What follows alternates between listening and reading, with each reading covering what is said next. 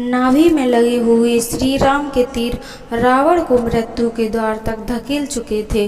श्री राम जानते थे कि रावण आज अकेले दम नहीं तोड़ेगा, उसके साथ ज्ञान और कांच की तरह चटक कर टूट जाएगा। उन्होंने लक्ष्मण से कहा, लक्ष्मण, इस सृष्टि का सर्वश्रेष्ठ विद्वान अंतिम सांस लेने वाला है। आओ उससे अनुरोध करें कि वह जाते जाते तुम्हारी झोली में कुछ ज्ञान रत्न डाल दे। लक्ष्मण रावण से ज्ञान निवेदन किया। रावण ने सुना नहीं, लेकिन कहा कुछ भी नहीं, बस मुंह फेर लिया। लक्ष्मण को गुस्सा आया और वह श्री राम के पास गए और उन्होंने कहा, भैया, रावण के प्राण जाने वाले हैं, लेकिन इसका अहंकार अभी नहीं गया। श्री राम ने कहा, क्या तुम अभी नहीं समझ पाए? तुमसे मुंह फेरना रावण का पहला ज्ञान था। तुमने सिरहाने खड़े होकर गुरु से ज्ञान मांग रहे थे।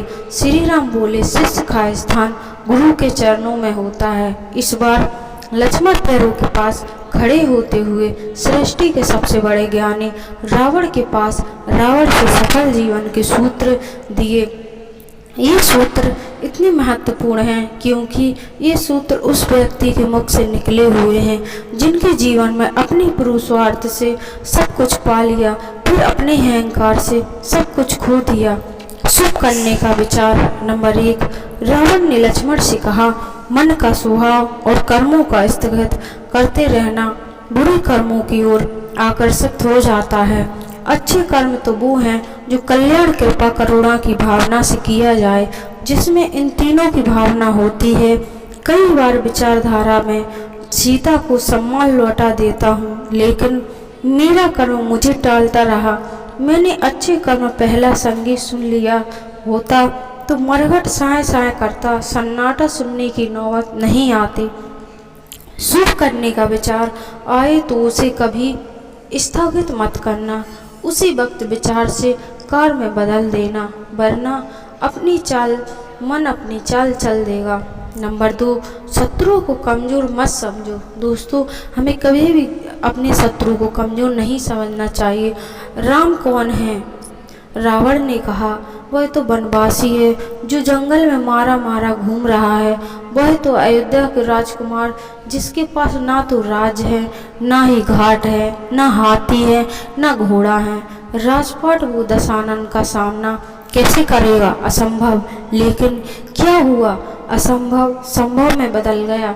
साधारण मानव आज रात तिलक लगाकर सूर्य को अर्घ्य दे रहा है।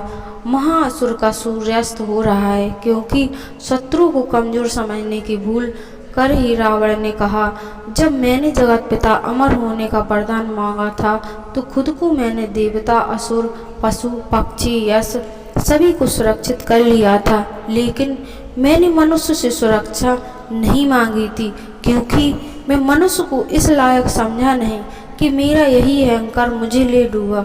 नंबर 3, राज को राज रहने दो।